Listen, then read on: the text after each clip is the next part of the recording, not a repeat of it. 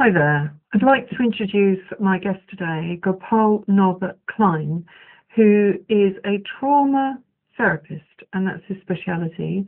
And he has created a very simple and effective program for self-help called Honest Sharing. And he's also got a modality that he's created himself called floating. And when you watch this video that's coming up right now, you'll see there's two very different styles of video. We had a technical hitch up halfway through or three-quarters of the way through, and then we changed from split screen to interchanging screens. So I do apologise about that.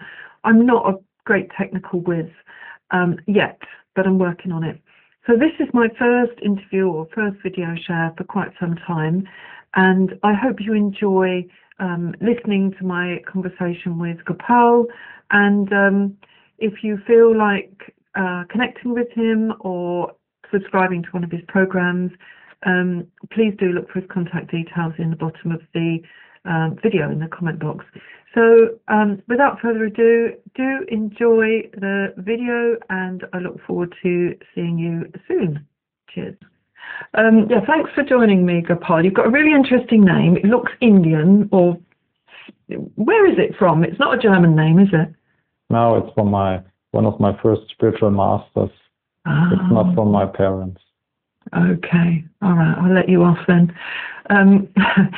Okay, I've been looking at your work, and I've watched about 3 or 4 hours of interview, and I've picked out some really interesting points from those that I'd like to elaborate on. And I've also got your handout, which I've read through to sort of try and digest what it is that you're trying to achieve and how, what it is you're trying to do in the world. Because I can see that, your vision is actually quite huge, and I love that. There can't be enough of us doing this kind of work right now in this moment. So I've been really impressed with that. I don't know if you watched the 2 videos that I sent you, but my speciality is ME, or autoimmune problems. And did you watch them, or? No, sorry, I had no time, no capacity. Don't worry, everyone's busy. But basically, over 20 plus years of working with chronic fatigue and ME, or fibromyalgia, I've learned very quickly that this is just a complete suppression of all emotion and all feelings, because they weren't allowed in childhood. So I've learned that, but this is where I think you and I sort of meet on some level, but your approach is very different to mine. So, can we start with, feel free to start wherever you want, but the thing I'm thinking is, because your vision is so big, and we have this problem in society of complete lack of connection. We're not connected, not only to other people, but not even to ourselves. And I lifted a quote from one of your videos that said, "The world we see today is a projection of our distorted nervous system." Can you elaborate on how you see what's going on and what the problem is? Yes. The problem is actually a very simple one. It's very simple, very fundamental, very basic.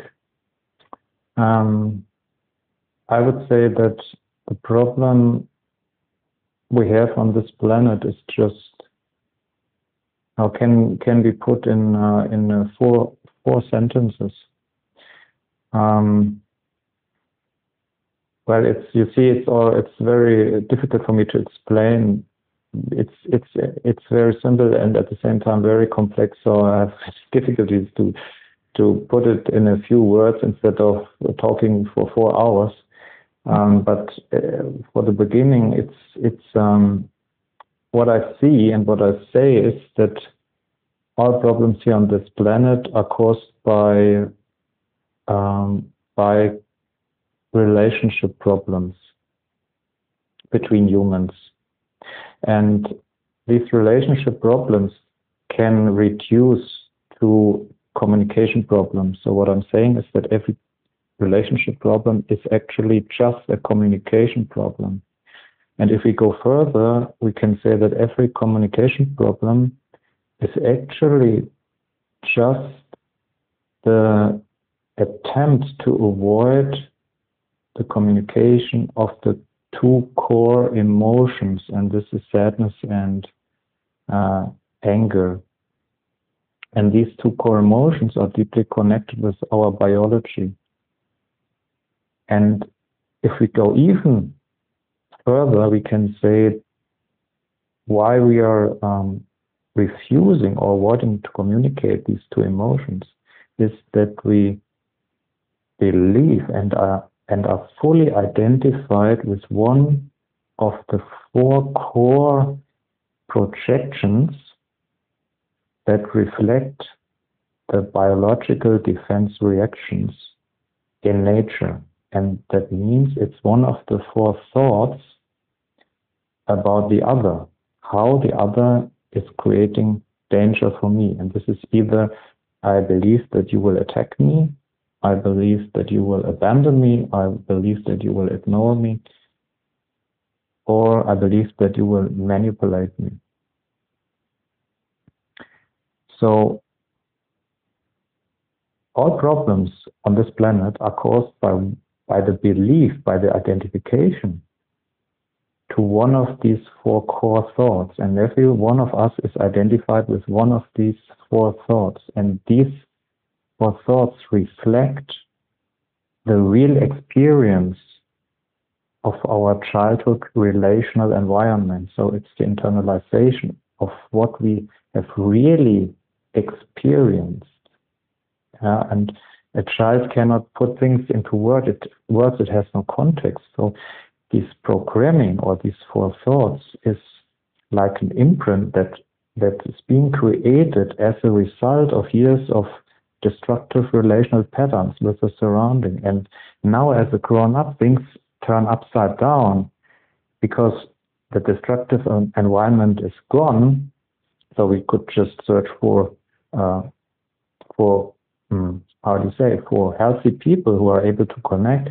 But the problem is, as things have gone on upside down, now the starting point of all the nightmare is the thought, not the reality on the outside as it was in the childhood. So we start, or the nervous system starts, is fully identified with these thoughts, with one of these thoughts. And if I'm at the deepest core identified with one of these thoughts, my body reacts on that, and also the emotions follow that. So we create all the nightmare again and again, 24 hours without a break, by this identification with one of these thoughts. And then it looks all coherent. Yeah, it looks as if everything is like in childhood. And just a last sentence to that. People often say, well, I tried everything.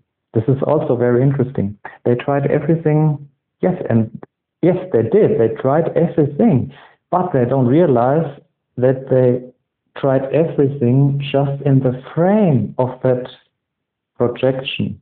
So they never left the prison, and then they come to me. And then when usually in a few minutes we can identify the thought, update it, and then they experience a deep release on the physical level. So it's a physical completion and even an emotional completion. So the whole stack is completed, and then a deep relaxation of the autonomous nervous system happens, and this at the same time opens the door to spirituality. So it's a huge thing, now described in a few sentences. That's brilliant. That's brilliant, because when you say they've tried everything and it's only been within the frame of their own projection, the way I interpret when they say that to me is they've tried everything out there. They haven't actually communicated with themselves deeply enough to understand that out there doesn't really matter. What matters is what's going on in here. I don't know if that aligns with you or that.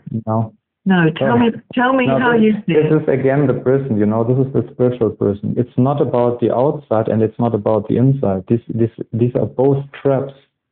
The whole spiritual almost the whole spiritual, how do you say that, field or business, we could say, lives from the idea that there is a solution alone.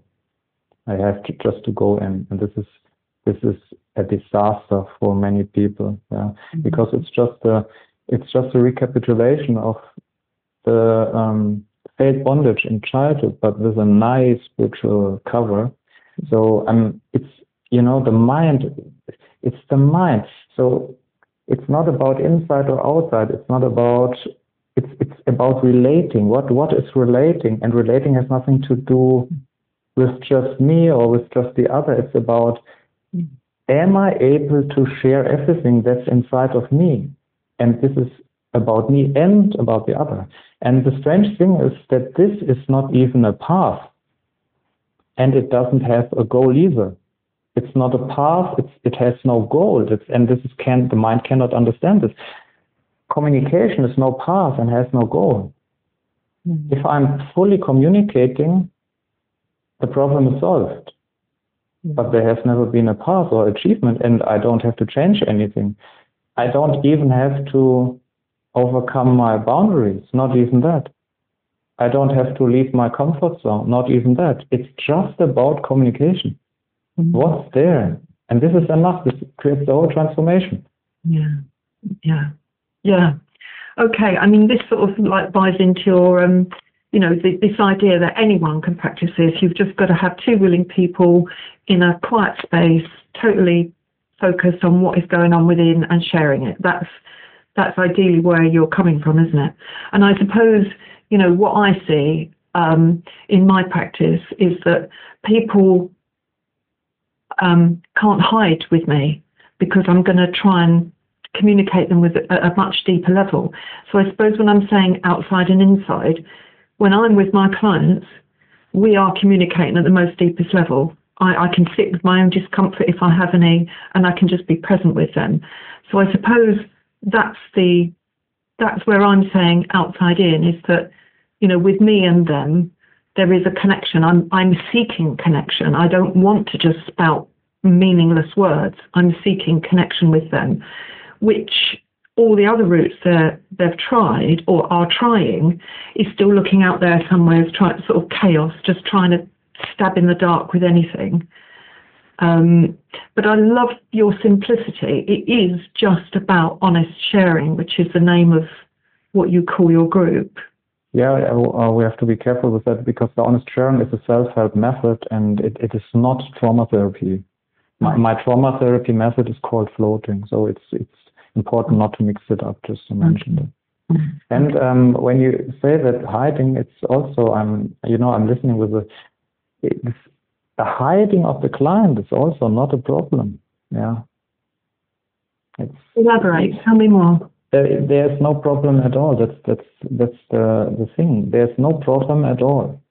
The client has not to change. If he wants to hide, what does that mean? It means that he feels not safe enough to communicate. So let him hide. That happens often. My session people need so much distance. They sometimes go out of the room on the floor and talk with me with a 10 meters distance.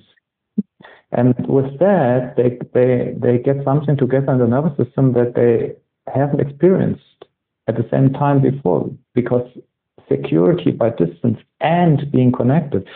And before it was the polarization, either connected and dissociated or activated or separated. So yeah, it's amazing, yeah. And I did hear, I really want to hear your thoughts on spirituality as well, because I watched a very brief video about you coming here to the UK, to the Arthur Findlay College. So obviously you have roots very deeply in the spiritual world, but you describe this as a very sort of practical, tactical, real way of working. So where do those two things meet, the practical and the spiritual? This question, how do you say, bothered me for decades. I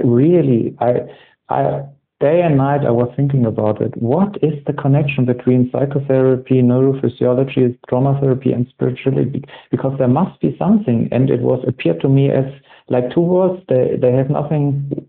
Yeah, and you know, at one point I realized that the connection is it's actually very simple. The connection is between both worlds is the relaxation of the autonomous nervous system. Yeah. So if I do trauma therapy, a real trauma therapy that works, the result is a regulated autonomous nervous system. We could say the body is just relaxation. Mm-hmm. And this is the connection, the prerequisite for meditation. You cannot meditate with an activated nervous system. Many people, that's the spiritual bypassing. Yeah? They try to meditate to reach a state that brings them away from their dysregulation, instead of realizing I need trauma therapy to first get into a physical state of regulation. And also the traditions in the East, there are famous masters who say that meditation, enlightenment, samadhi, is just relaxation of the body. And I can confirm that because I experienced that myself. I experienced the state of samadhi, I would say. Maybe a pre-state, not the final, I don't know. But I know it was a pre-state of samadhi, and it happened just by relaxation of the body. And how did I do that? By doing trauma therapy. And after trauma therapy, I did a retreat, and then the meditation happened. The meditation happens automatically. It's nothing we can do.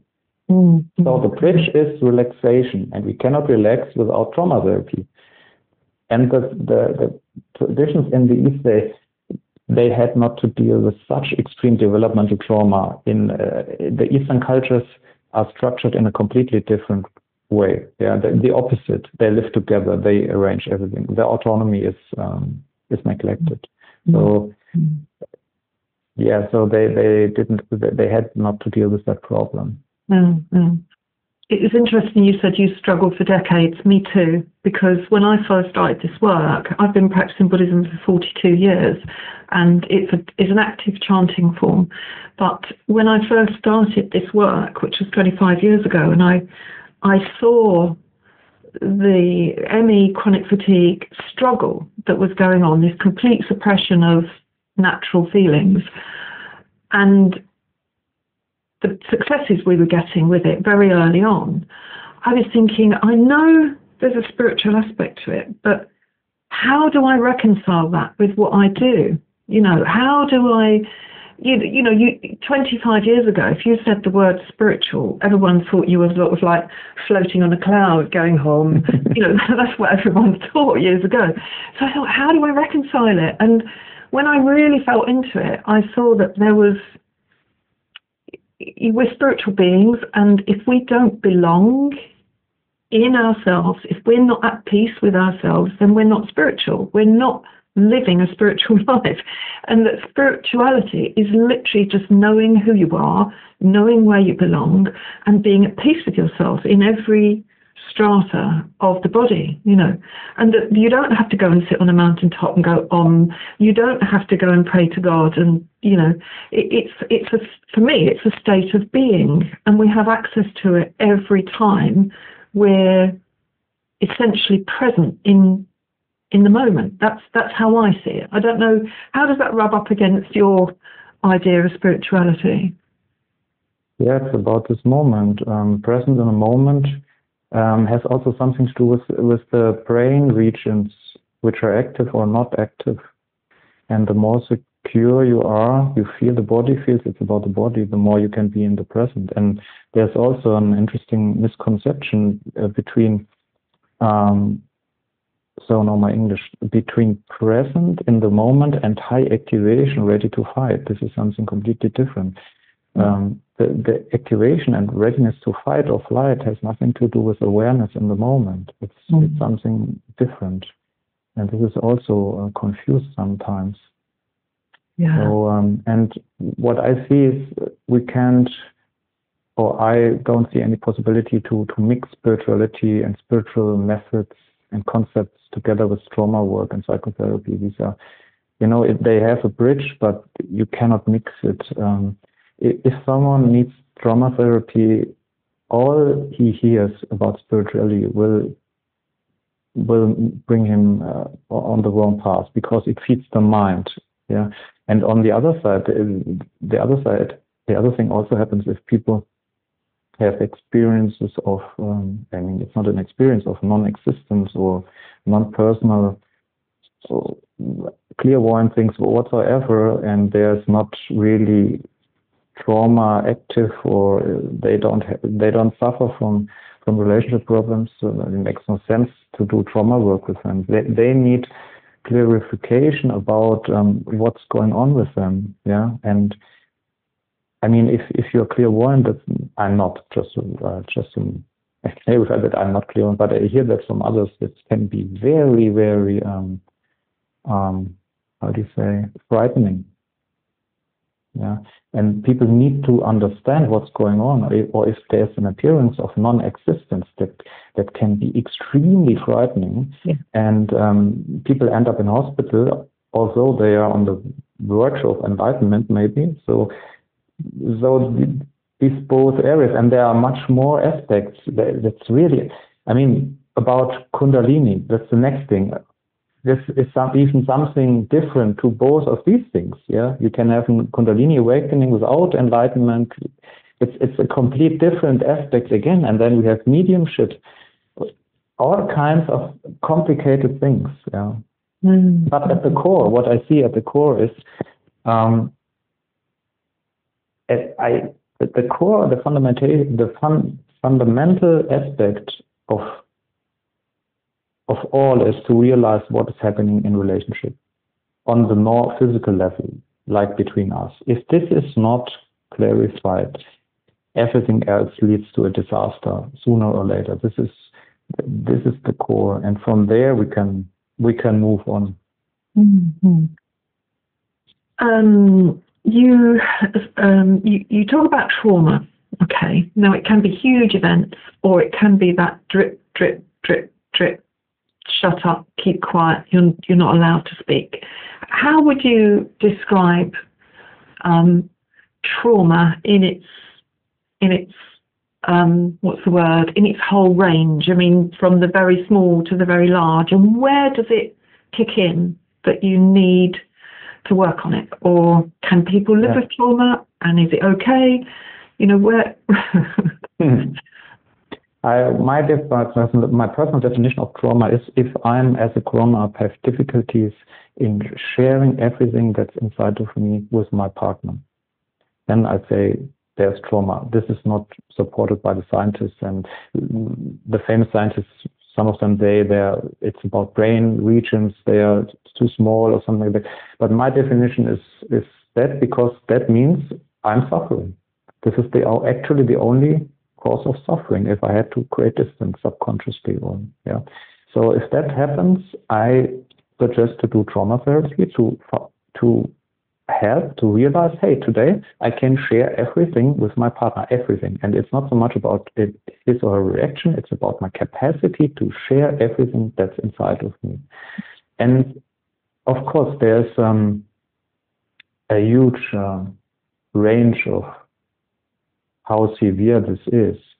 The most people need about, when I work with them in floating, they need less than 1 hour to make a new experience of connection, to experience the full connection.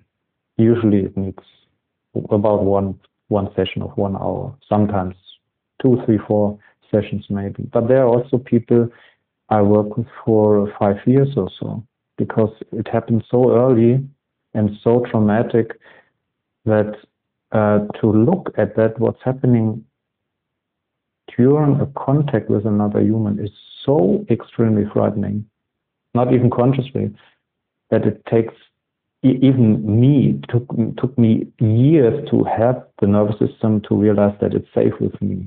With all my capacity, with all my experience and knowledge, it is like that. Mm-hmm. And the society doesn't suffer from shock trauma, I would say. These are Yes, it exists. People experience shock trauma like a car accident, like something like that, and they need therapy. But the society as a whole suffers from developmental trauma, from destructive relational patterns in the childhood. And the therapy, of course, is different. If I have someone with a shock trauma, he needs something else than someone with developmental trauma. But a step further, we can see that also shock trauma is just, it's a manifestation of something deeper. Because there must be a reason why my system brings me into the situation where I experience a shock trauma. There must be a cause. Otherwise, it would be an effect without a cause. So, what is the cause? And if we go deeper, we see, well, again, it has to do with relational patterns. Yeah. So there's got to be an inner cause for you to experience trauma. It's not just the shock trauma. There's got to be a reactive part of you that interprets that really. Yeah, and shock trauma, even if it is a car accident, is just actually a relational aspect. Everything is a relational aspect. It doesn't look like that. It looks mechanical, but it's an interaction with the environment. So it's the relational level. And it goes even further. I have seen people who experience shock trauma, but not because, as an acting out for a distorted capacity for relating of their parents. So it's if you see that, you just can't believe it. So for example, the child of a couple experience a shock trauma, and I look into that and I see that this child acts something out for the parents. It's crazy sometimes. Yeah. Sometimes it's quite magical, isn't it, to experience and witness these processes, because even as a therapist, you're learning all the time where this stuff comes from.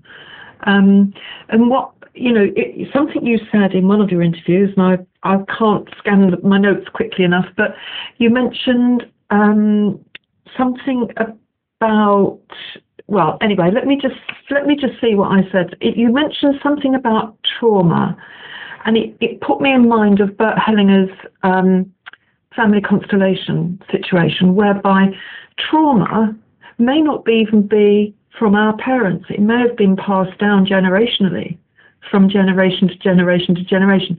Would you go that far? Would you see the epigenetics of trauma?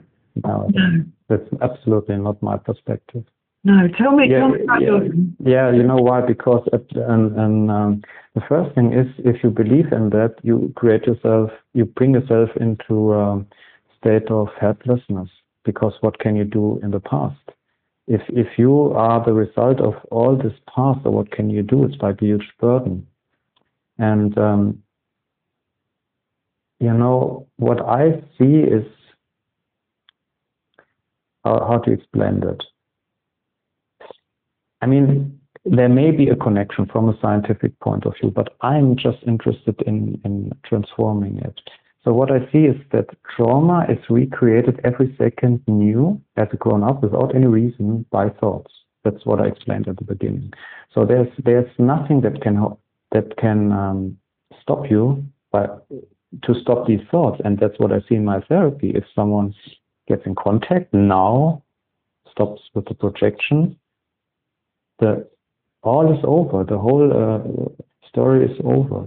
Mm-hmm. And if you believe that you are a victim of genetics and past lives and all that, what do you do with that? Going into the past life, but what is past? Past is something that happens here and now with a label of past. So you go astray completely. And but you can earn much money with that. I mean, the client will come and make this constellation and that, and try to solve this problem and that problem.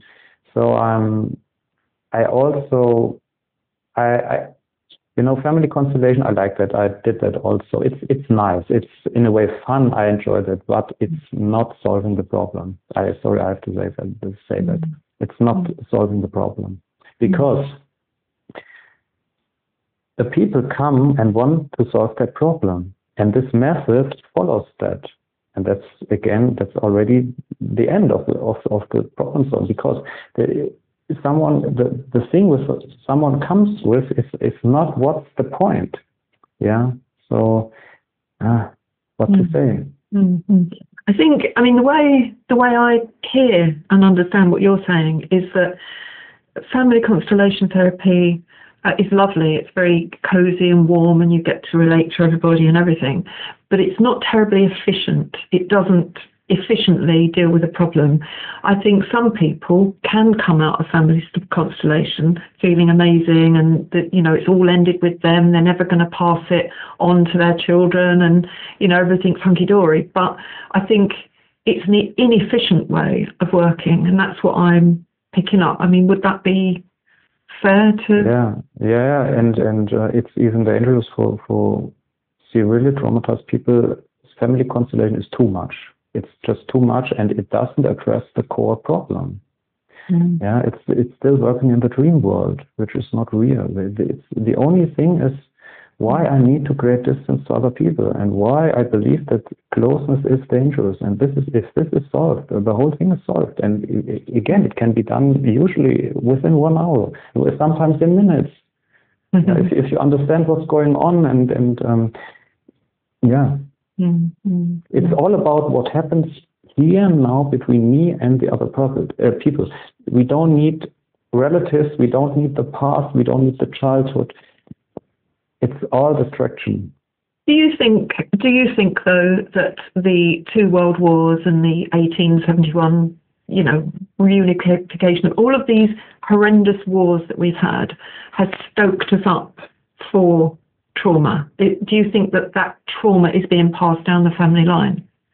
Yes, it is passed on. That's what I'm saying. It's not that I'm saying there is no connection, but we must see how that happens. I think maybe with the genetics it's also true, but what I see is that even if we say with the genetics it's true, but what's happening is that parents transfer their lack of capacity to relate to their children, not by some magic stuff or by some genetics, but just by how they interact with the child. And that creates the trauma in this life, in the childhood. So yes, they pass it. And the child continues and does the same thing if he doesn't do trauma therapy. But it's all created in the moment. And I can stop it right now if I understand that. Mm-hmm. So we are not victim of some past war times. Not at all. Not at all. That's very empowering, that message, isn't it? Because it says it can stop with us. Absolutely. With us. For every person that learns to speak and share, it stops with us. All people who stayed with me have been transformed. There's not a single one who has achieved to not being transformed while working with me. Wow. Even if it took years. So that proves to me that as long as the person is rooted in reality so much that I can interact with him. I'm not talking about clinical cases with, I'm not talking about that. But if there's someone who's willing to try to interact with me, or someone else who has that capacity, will have the transformation. This is absolutely guaranteed. Because the past and the dream world in the mind can never be stronger than the direct experience with another human. This will always override, in any way, sooner or later will override the programming. Right. Well, I should love to have a session with you one day. Yeah. No, I seriously, the reason I picked up to talk to you is because of this huge vision you've got, and you did describe it in one of your videos that you had a download. You just suddenly saw how to do this. And this vision is global. This isn't just, Germany or the English-speaking countries. It's a global solution for the planet. Yeah, this is what has inspired me, because I'd love to put my work out there in a more global way, but there's only one of me. But you've set up a system whereby people can actually go and take what you've taught and go and work through it, which is amazing. I want to throw you a curveball now. You mentioned in one of your videos that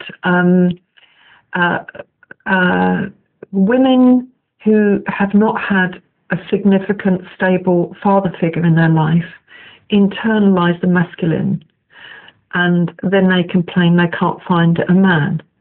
Well, they don't internalize because they hadn't had it on the outside. So Okay. they create the counterpart, the substitute, yeah. Yeah. So then they look for a man and they can't find a man. And you said because they're bringing masculinity to a male-female dynamic. And the man doesn't want the masculine in the woman, he wants the female, the feminine. I'm going to ask you a really naughty question. So how do you compute the whole, you can choose whatever gender you want to be. How does that sit with you? I don't really understand the question. What do you mean if I'm in that position and I change my gender, or Yeah. I don't quite understand? Yeah, I'm asking you what your thoughts are about people saying, "Oh, I want to be a woman," or "I want to be a man." What happens? Are they replacing those figures in themselves and then looking for the counterpart? It all sounds very complex to me. I'm wondering what your thoughts are about it. It is always difficult to make general statements about these things. It's individual, and I've not so much looked into that, because what I say is, if someone wants to change his gender, there something must have gone really, really wrong.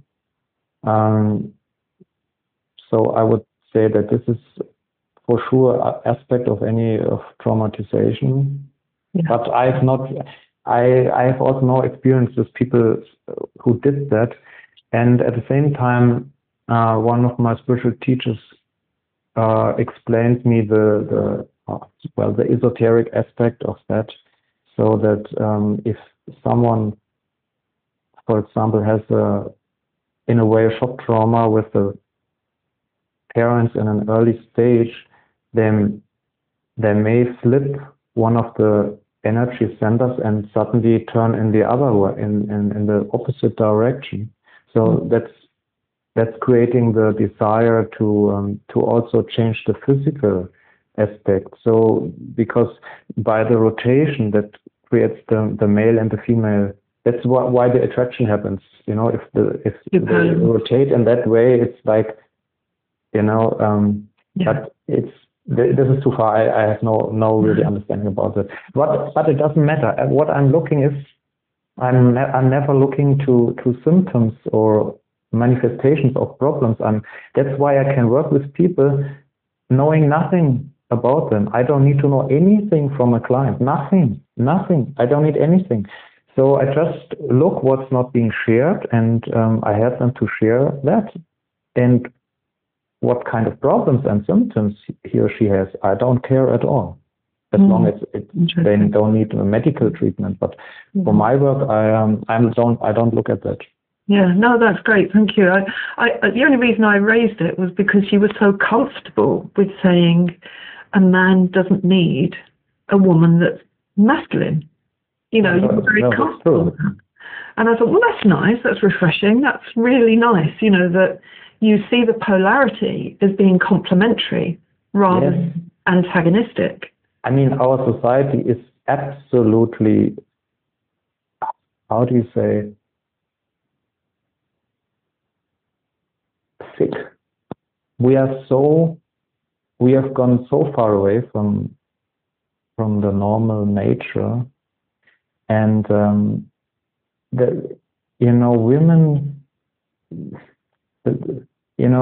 A woman wants to be part of a man, but if the man is also traumatized, so what women can find? They can find little children, and the other way around. Men want women, and what they find men in female bodies. So the whole thing is,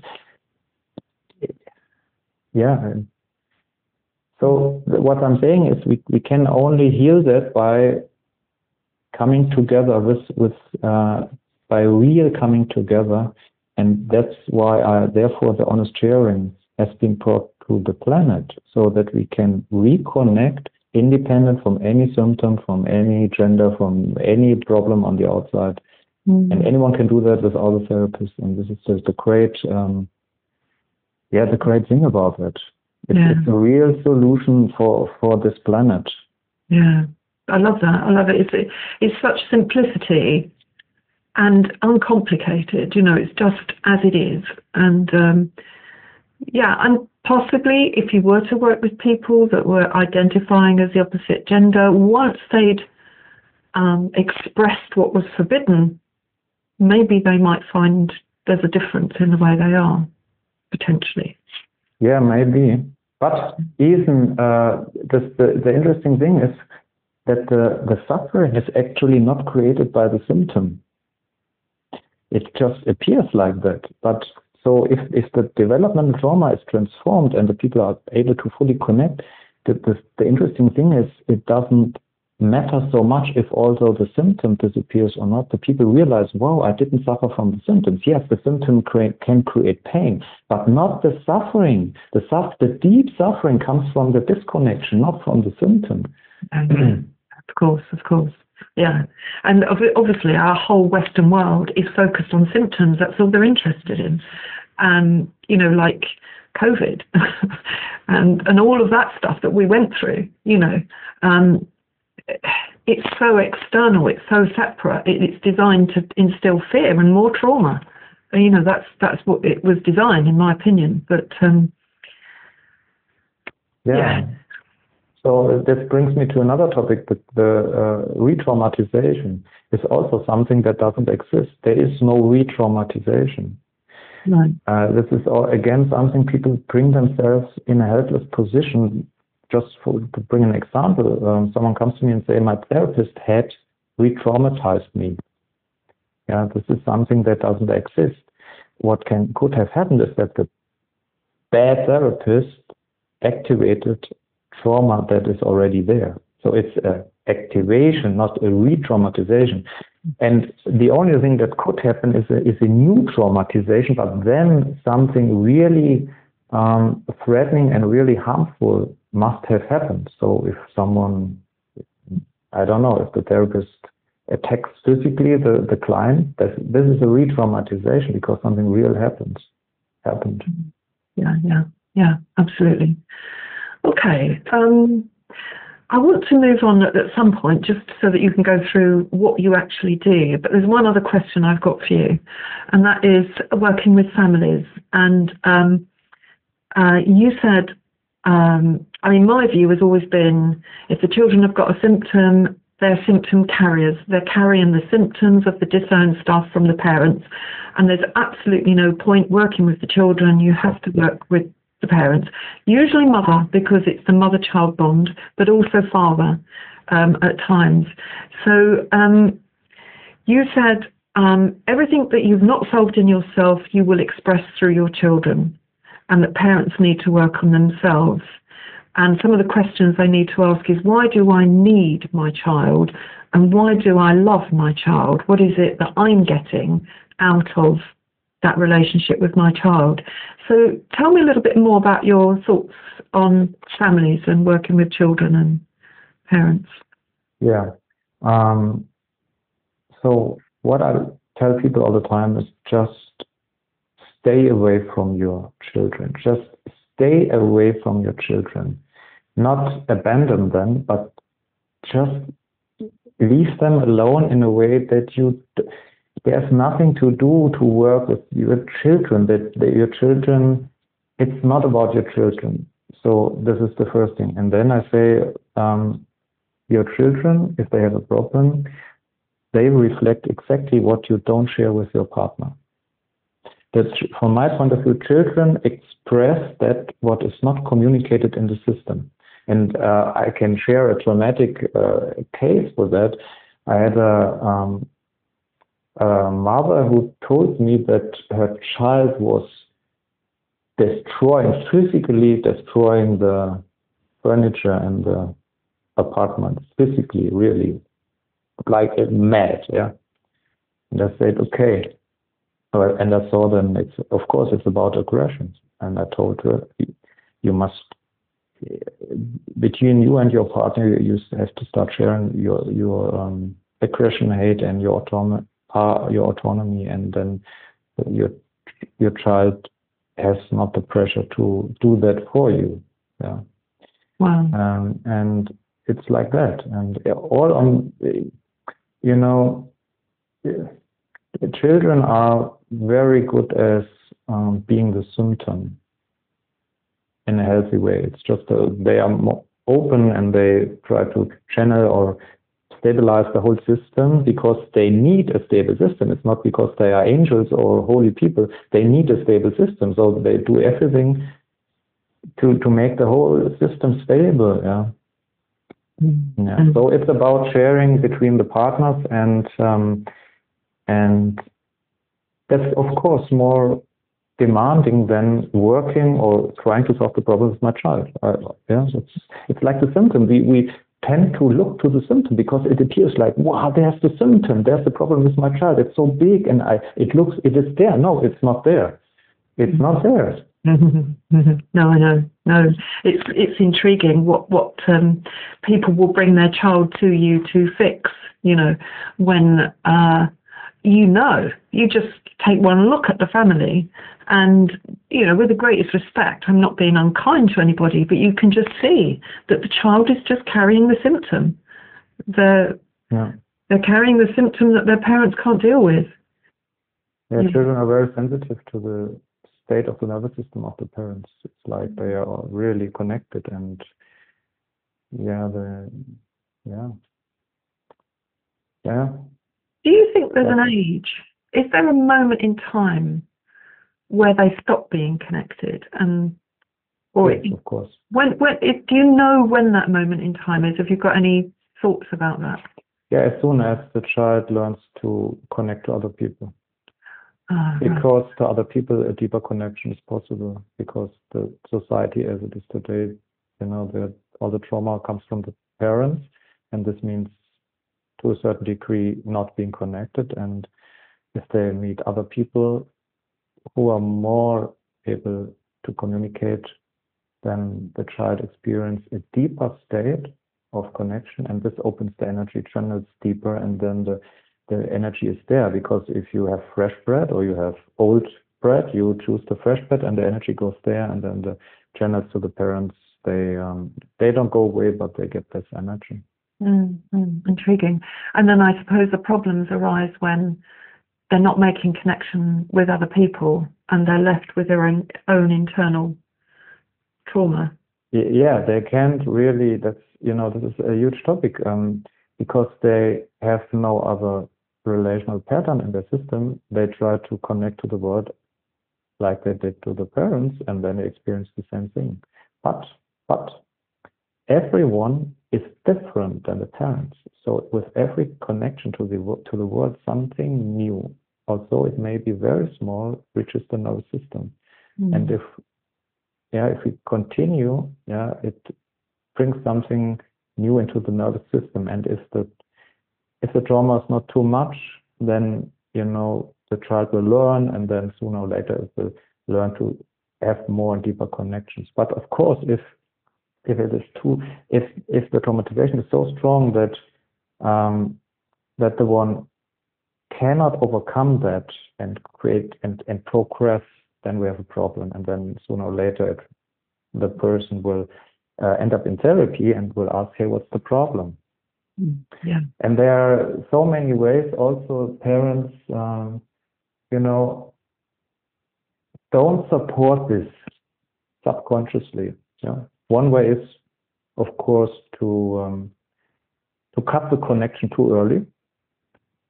But the other more toxic way is, to continue the support on a childish level, and at the same time suppress every expression of autonomy and strength. This is the absolute.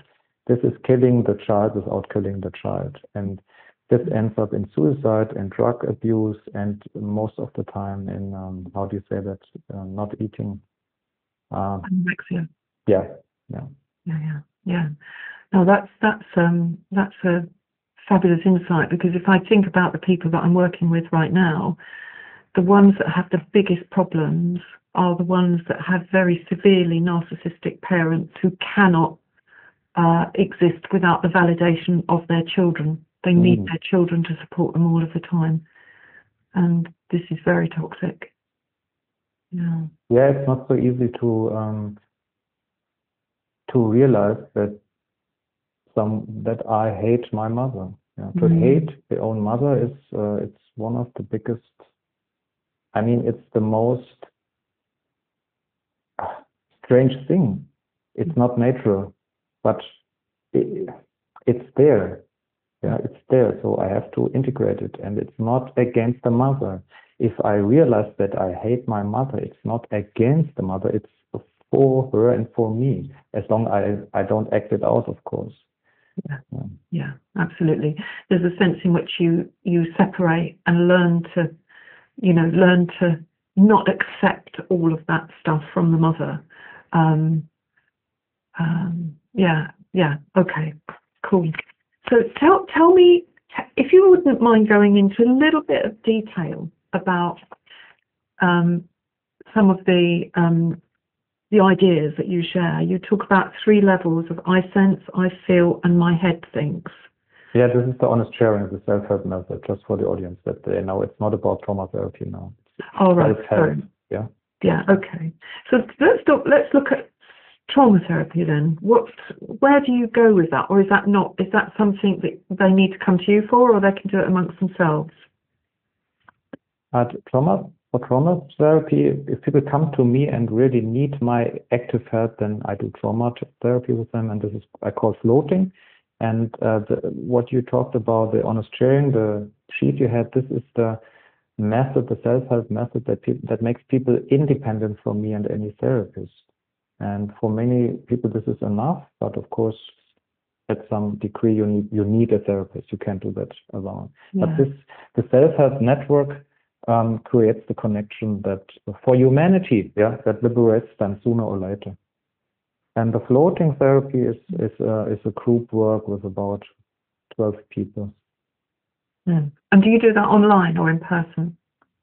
It's sometimes online, but usually in person. Okay.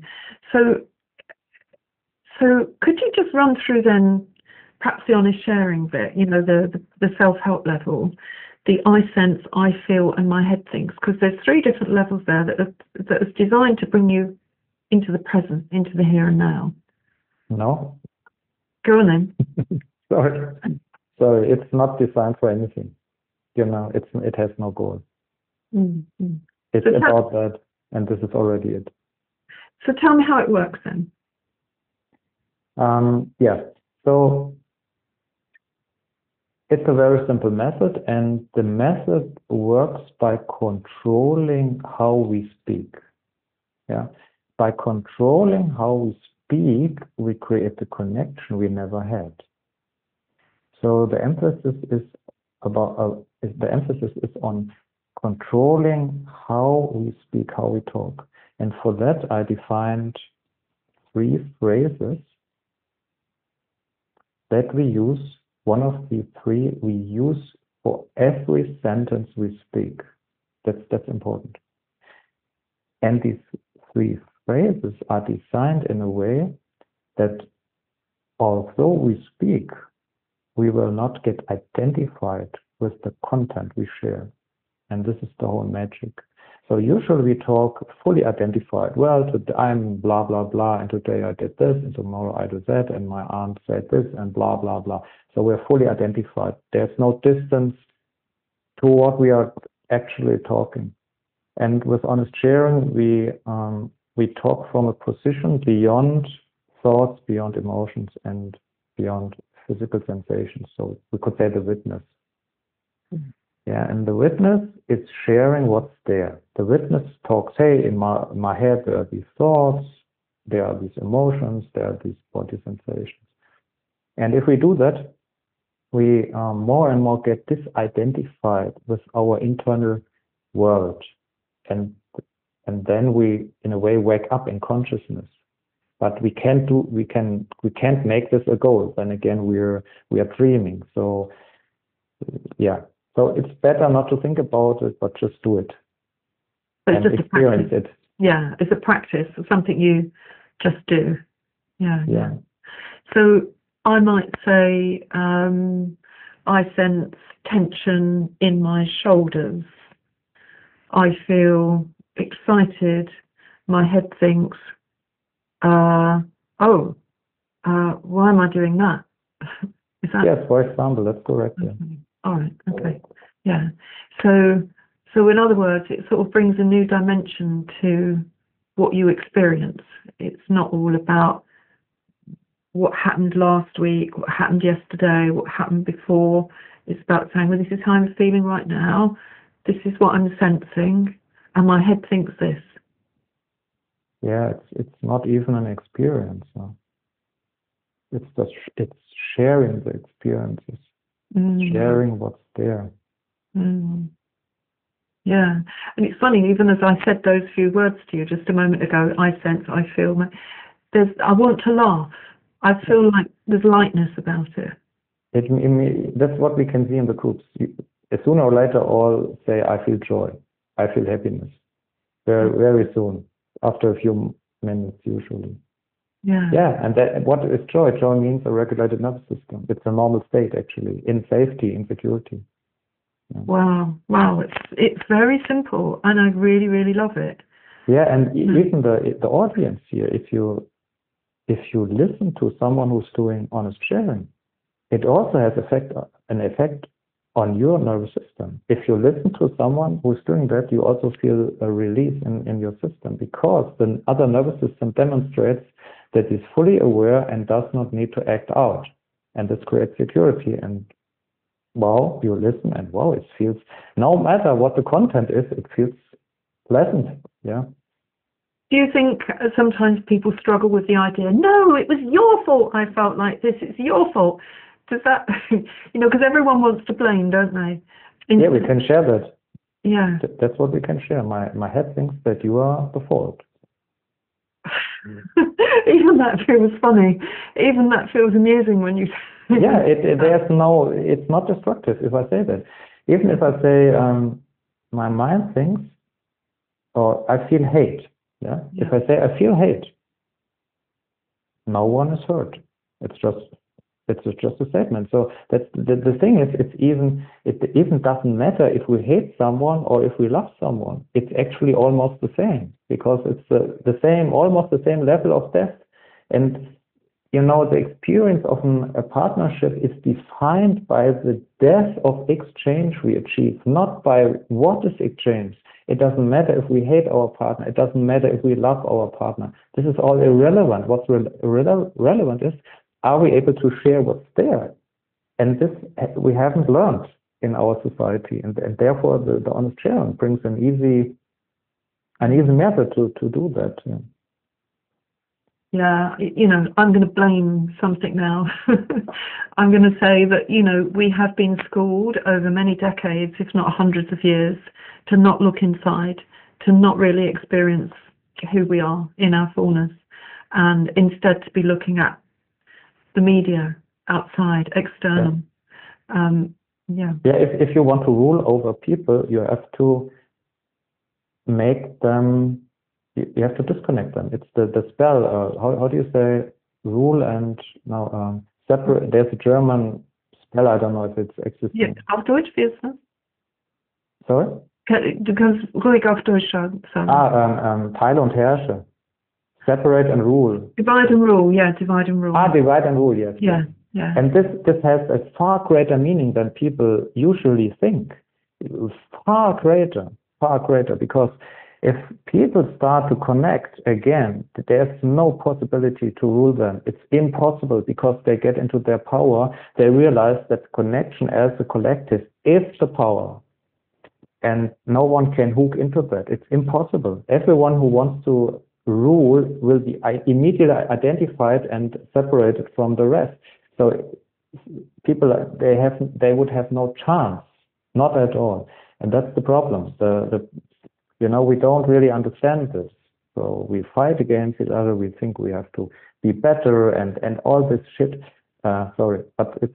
Go for it. Yeah, no, I agree. And I think, so many people worldwide, I think now, are coming home. They're coming back to what's real and authentic within. And I think it's unstoppable. And I think your work is unstoppable. You're connecting people up back together and with themselves again. What a great joy to be able to, produce something so simple that so many people can run with and use. Yeah, it was. The thing is, I didn't even create it myself. The story. I don't know if you know the story how honest sharing appeared. Tell me. I think I might have heard something, but you tell me. I was, I did therapy for myself as a client for decades, and I thought, how can we solve that problem? So many distorted people need help by a therapist, and how could we ever get enough good therapists for all the people?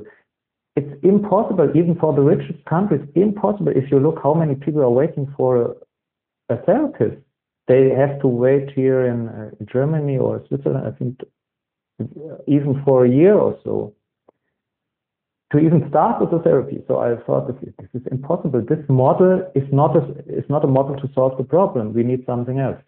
Then I prayed and meditated, and I pondered over it for months.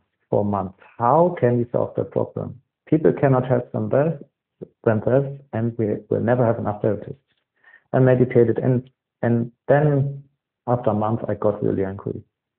I thought, I want a solution now. I'm fed up. I don't accept that. I want a solution. And then next day, in my mind, the whole honest sharing structure appeared as a whole, with everything complete. So I didn't think about it. I was not creating it. So it just appeared in my mind. And the strange thing is that it was in a way in my system, like would have done that for years. So also the experience was suddenly in my system, and I couldn't start giving talks about it. Also, I never did it myself.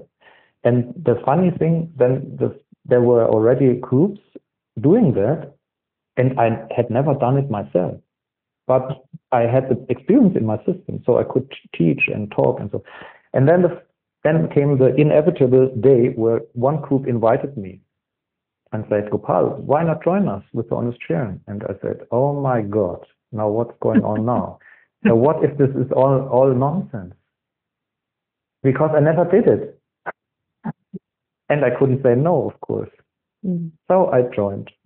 And I did it, what I was talking about, for more than a year.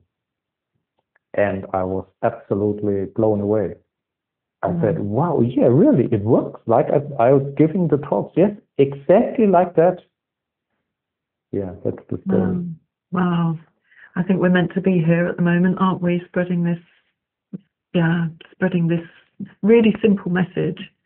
Yeah, it's in many countries already. We have, it's spreading, and the book is also being translated now into English. So we will.